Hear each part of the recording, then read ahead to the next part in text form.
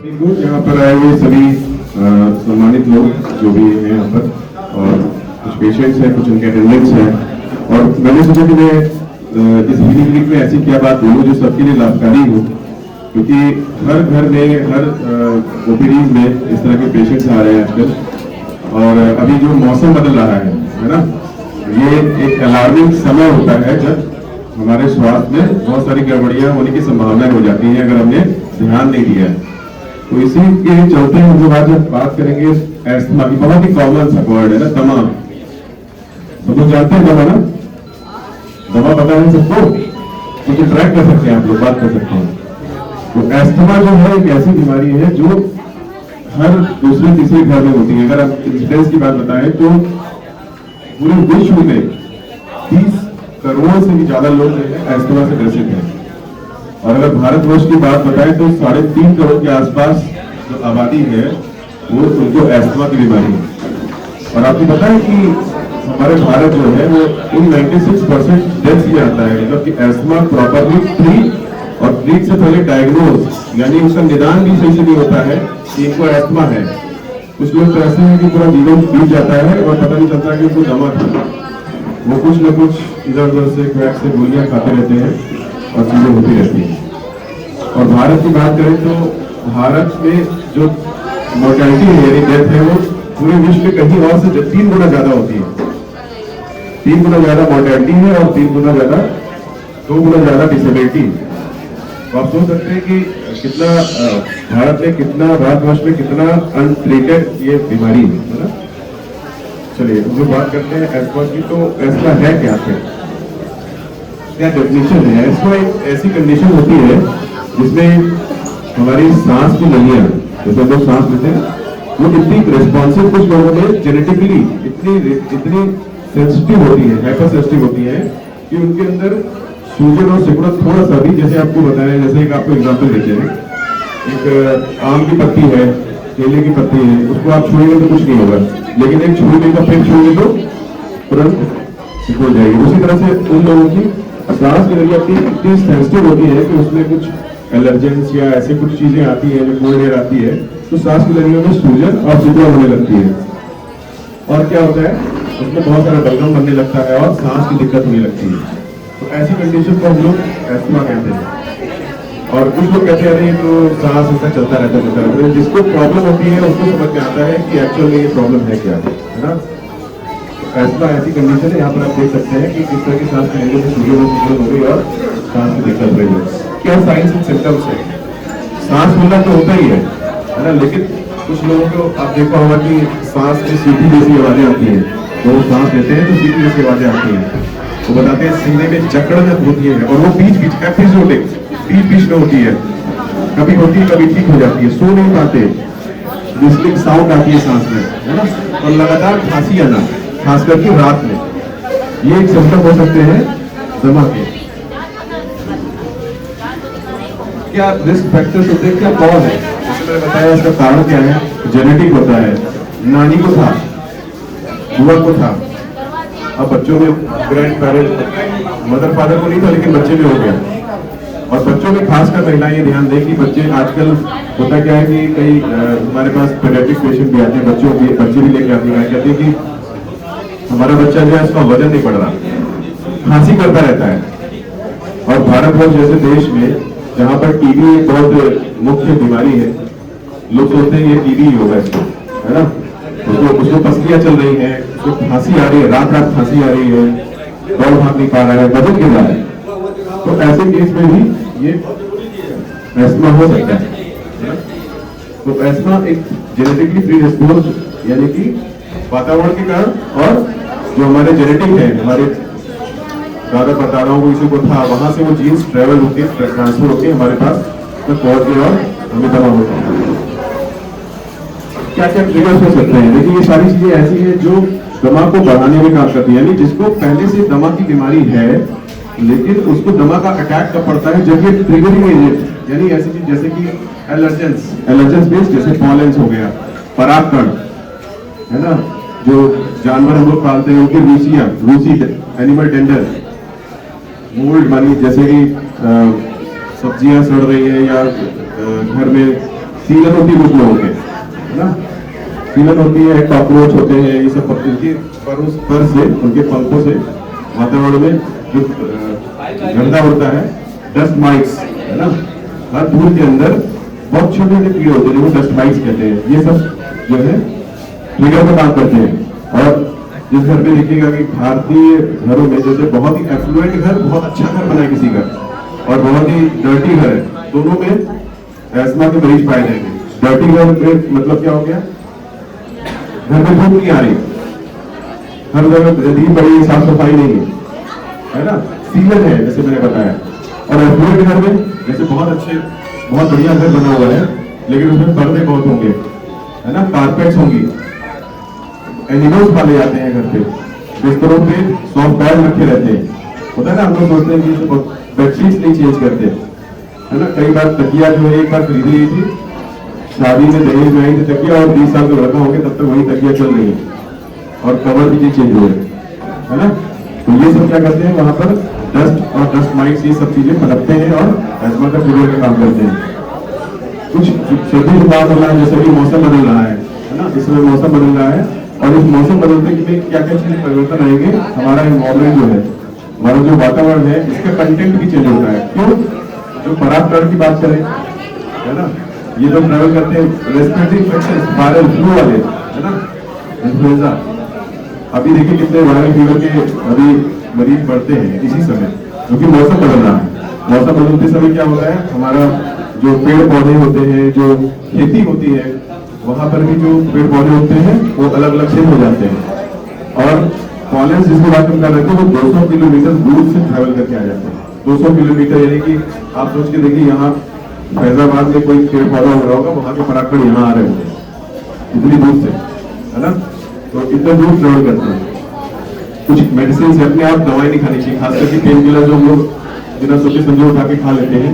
जिन लोगों को दिक्कत है कि उनको एस्मा ट्रिगर कर सकता है ना, emotional stress, physical activity, exercise induced ESMA भी होता है ना। कुछ लोग बोलेंगे हमें कोई दिक्कत नहीं होती, बस हम दौड़ते हैं तो इतनी तेज बच्चों में अक्सर होता है कि बच्चों की सांस फंस के चलने लगती है।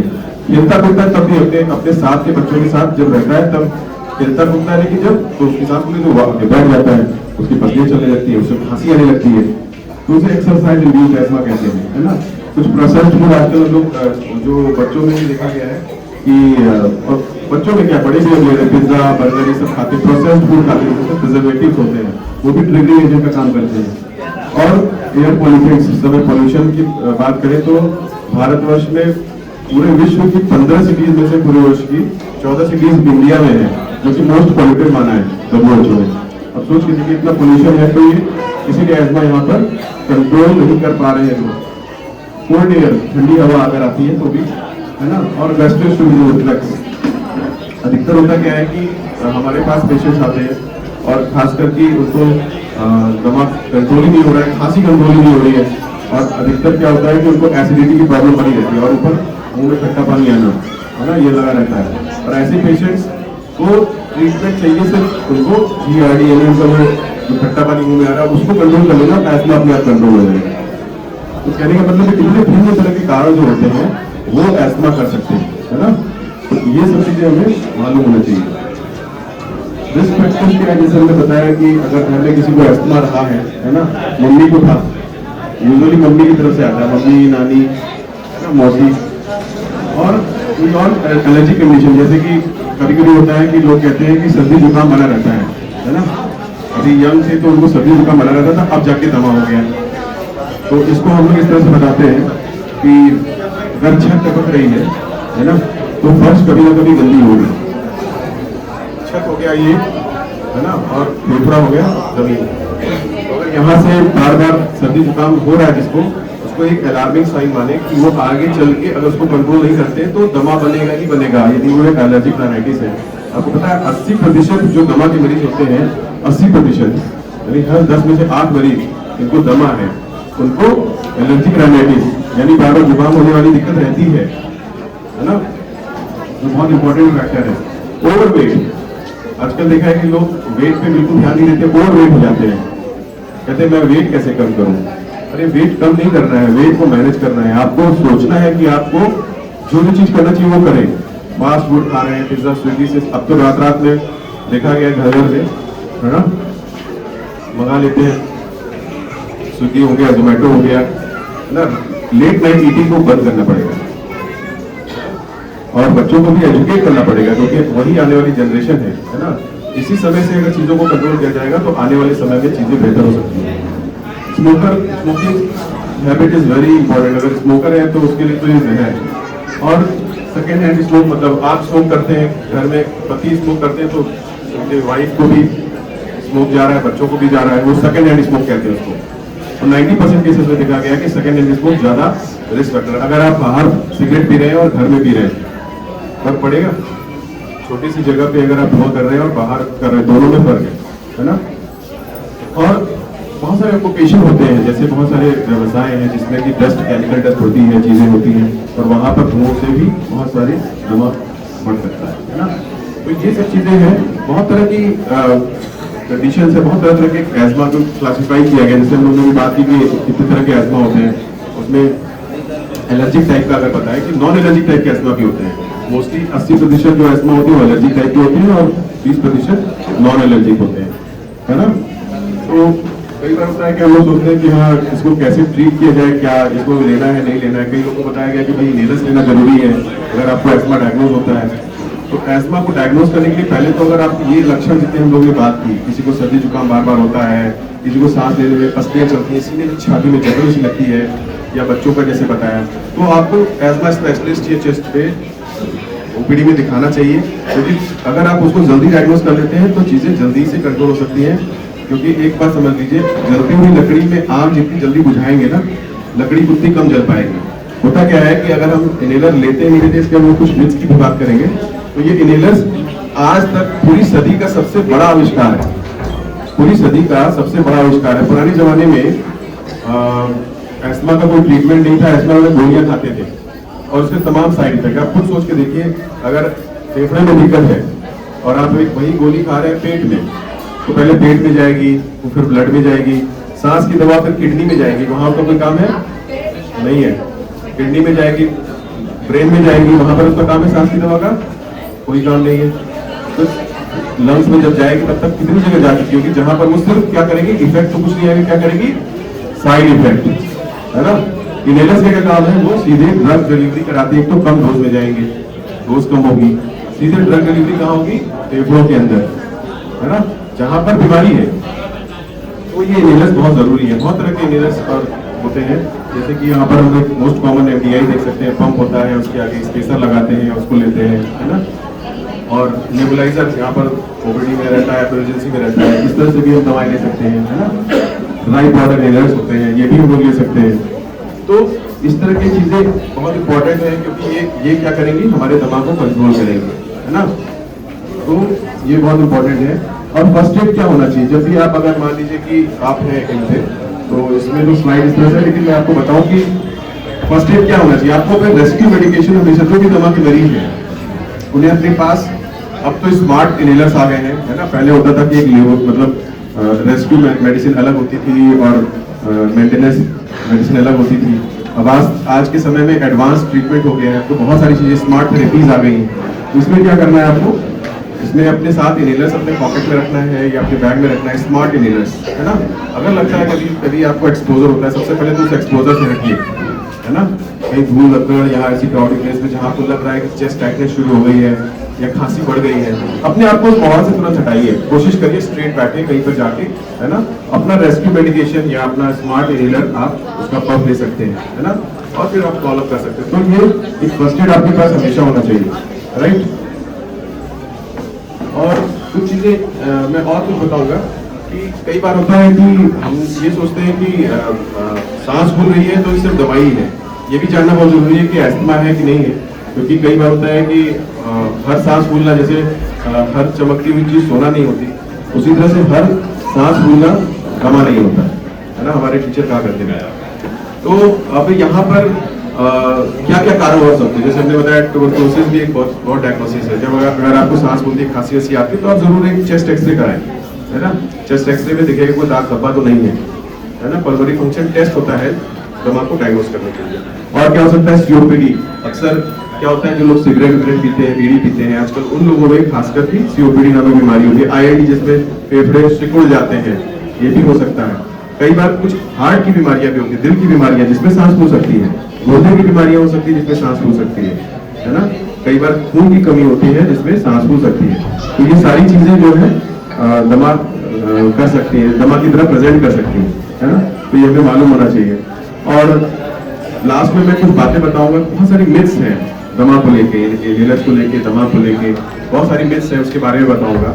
कि कुछ लोग कहते हैं कि ये बीमारी सिर्फ बच्चों में होती है ना, तो ये बच्चों में ही की बीमारी है, बड़ों में नहीं होती है, ऐसा नहीं है।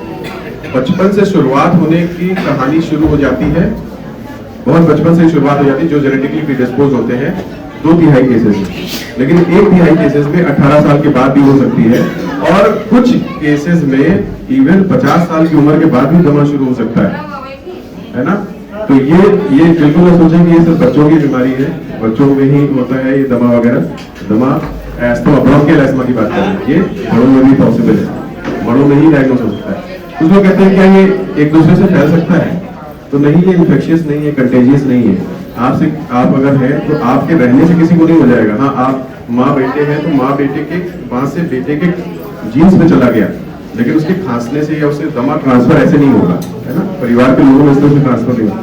कुछ लोग कहते हैं कि जिनको दमा है, एस्थमा है, उनको बिल्कुल एक्सरसाइज नहीं करनी चाहिए। ये गलत है, एक्सरसाइज करनी चाहिए, अपने आप को फिट रखना जरूरी है। अपनी मांसपेशियों को स्ट्रॉन्ग रखना है, चेस्ट वॉल मसल्स भी स्ट्रॉन्ग रहेगी तो सांस की दिक्कत की महसूस नहीं होगी। कुछ लोग कहते हैं योगा से ठीक हो जाएंगे, ये भी समझ लीजिए। हम जो है इनहेलर्स ले लेंगे, योगा से ठीक हो जाएंगे। योगा बहुत बढ़िया चीज है, लेकिन हमारी बॉडी की सेंसिटिविटी को खत्म नहीं कर सकती। वो मांसपेशियों को स्ट्रॉन्ग कर सकती है, हमारे रेस्पिरेटरी मसल स्ट्रॉन्ग होंगे।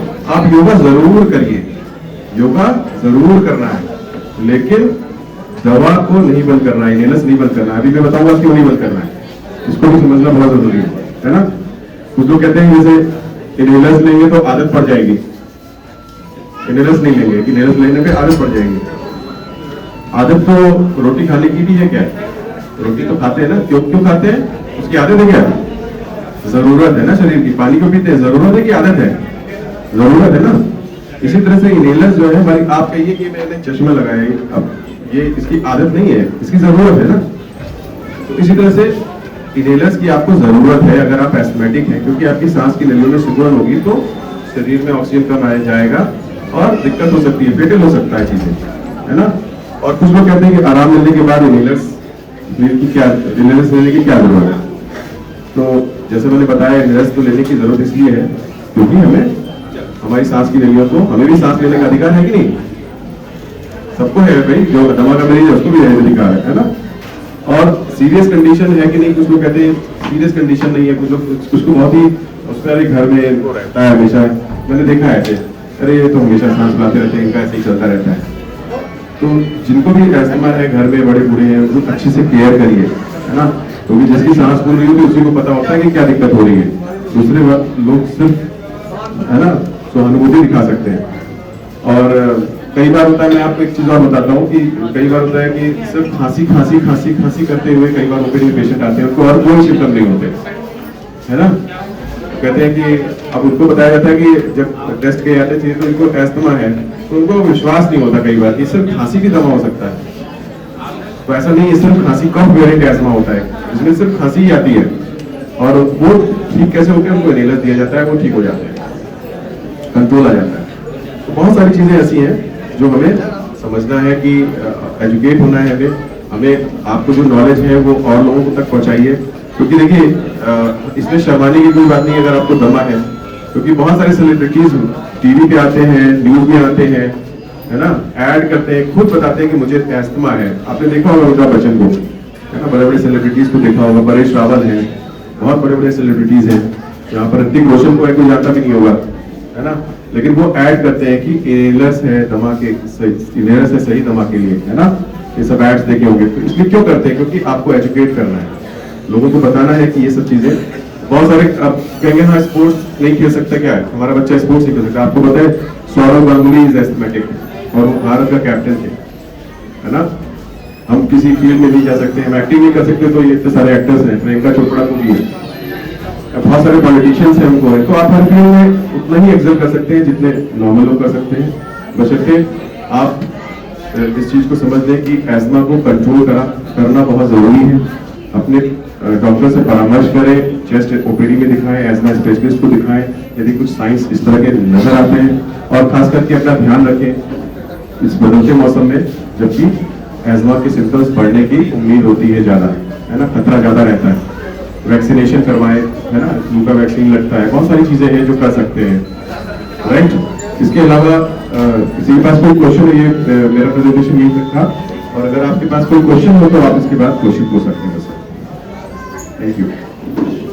हमारे फादर इनको लगातार खांसी रहती है, लगभग 6 महीने, तभी आपके पास आया दिखाने के लिए। तो ये कहते हैं कि जो है मतलब नॉर्मल खांसी है जो है, और मेडिकल स्टोर से दवा ले लेते हैं, इसके लिए कुछ मतलब। हाँ बिल्कुल, देखिए मेडिकल स्टोर से दवा लेना बहुत बार खतरनाक साबित हो सकता है, क्योंकि हमें पता नहीं है ना कि वो अभी डायग्नोसिस भी नहीं बनी है आपने, और क्या होता है कई बार हम लोग जाते हैं मेडिकल स्टोर से कुछ भी दवा ले लेते हैं, और उसके साइड इफेक्ट को अगर होता भी है तो फिर हम ये सोचते हैं अरे उनको मेडिकल स्टोर वाले दिया था, उसकी क्या जिम्मेदारी। जिम्मेदारी आपकी है, आपकी जिम्मेदारी है ना कि आपने ऐसे गलत, तो ट्रीटमेंट को बहुत कई बार हम लोग बड़ा कैजुअली लेते हैं कि खांसी आ रही है तो ठीक है, simple cough syrup over the counter मिलते हैं, आप दे सकते हैं, लेकिन अगर वो ठीक ना होने वाली खांसी है, लंबी खांसी है, और भी सिम्टम्स उसके साथ एसोसिएटेड है कि नहीं है, ये सब देखना है। अगर ऐसा कुछ है तो उसको जरूर से आप ओपीडी में दिखाइए, है ना, क्योंकि वो बहुत खतरनाक साबित हो सकता है। कई बार होता है कि आप गए मेडिकल स्टोर पर, उन्होंने स्टेरॉइड्स भी दे दिए साथ में, मैंने देखा है, और पता चला वो खांसी टीबी निकली, अब वो टीबी की बीमारी में वो फ्लेयर अप हो गया, वो टीबी फैल गई शरीर में, आप समझ सकते हैं ना। तो बहुत सारी ऐसी खतरनाक चीजें हो सकती हैं। अगर सिर्फ खांसी भी आ रही है तो बहुत सारे कॉजेज हो सकते हैं खांसी के। मैं कभी मौका मिलेगा तो मैं एक लेक्चर अच्छे से दूंगा कि खांसी के कितने तरीके होते हैं और कितनी तरह से खांसी हो सकती है, क्या कॉजेज हो सकते हैं। सिर्फ खांसी मतलब खांसी नहीं होता है, ये हमारा शरीर बता रहा है कि मैं बीमार हूँ, है ना, तो उसको प्रॉपरली चेकअप कराइए और उसमें फिर उसकी डायग्नोसिस देखते हैं क्या बनती है, राइट।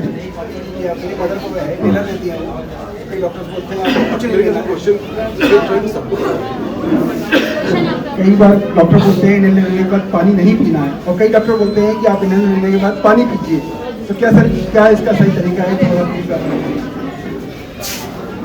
बहुत बढ़िया क्वेश्चन पूछा है, ये क्वेश्चन तो बहुत ही कॉमन है। तो पानी पीना है, इनहेलर्स लेने के, उन्होंने पूछा पानी पीना है क्या इनहेलर्स लेने के बाद। इनहेलर्स जो हम लेते हैं तो वो फेफड़े में जाता है ना, पानी हमारे गले से पेट में जाता है, तो उससे उसका कोई संबंध वैसे इस तरह से नहीं है कि पीना है नहीं पीना है। लेकिन क्या होता है जब हम लोग इनहेलर्स लेते हैं ना, तो उसके पाउडर्स वो एरोसोल फॉर्म में होता है, पाउडर फॉर्म में होता है, तो उसके कुछ पार्टिकल्स जो अंदर जाने वाले छोटे पार्टिकल्स होते हैं वो तो फेफड़े में चले गए, लेकिन इतनी टेक्नोलॉजी नहीं डेवलप हो पाई है कि उसके कुछ सेडिमेंट जो डिपॉजिट होते हैं अपर रेस्पिरेटरी ट्रैक्ट में, गले में, तालू में, मुंह में, जीभ में, वहां पर कुछ ना कुछ उसके पार्टिकल्स डिपॉजिट हो जाते हैं, और उसमें कुछ उसमें स्टेरॉइड भी होता है, क्योंकि दमा का इलाज स्टेरॉइड ही है, इनहेल्ड स्टेरॉइड है, तो इसकी साइड इफेक्ट नहीं है। तो जब अब जैसे ओल्ड एज के पेशेंट्स हैं, है ना, तो वो क्या होगा, क्या वो डिपॉजिट होंगे, फिर वहाँ क्या होगा, स्टेरॉइड वहाँ जमा रहेगा, तो फिर वहाँ फंगल इन्फेक्शन वगैरह होने लगेंगे, है ना, ये सारी चीजें की प्रॉब्लम हो सकती है। तो करना क्या चाहिए, इनहेलर्स, टीपीआई या एमडीआई कुछ भी ले रहे हैं या नेबुलाइजर भी कर रहे हैं अगर आप, उसके बाद सादा पानी से कुल्ला गरारा करें, कुल्ला गरारा करके फूकें। मतलब कुल्ला गरारा इसलिए करना है क्योंकि वो सारी जो डिपॉजिट अपर रेस्पिरेटरी ट्रैक्ट में होते हैं वो साफ हो जाए। पीना चाहते हो तो पी लीजिए, लेकिन कुल्ला गरारा जरूर करें, तो कुछ बोलिए जरूर कुल्ला गरारा करा करिए, एक ग्लास में पानी लिया करिए और तुरंत कुल्ला गरारा करा दीजिए जब भी नींद में, ठीक है।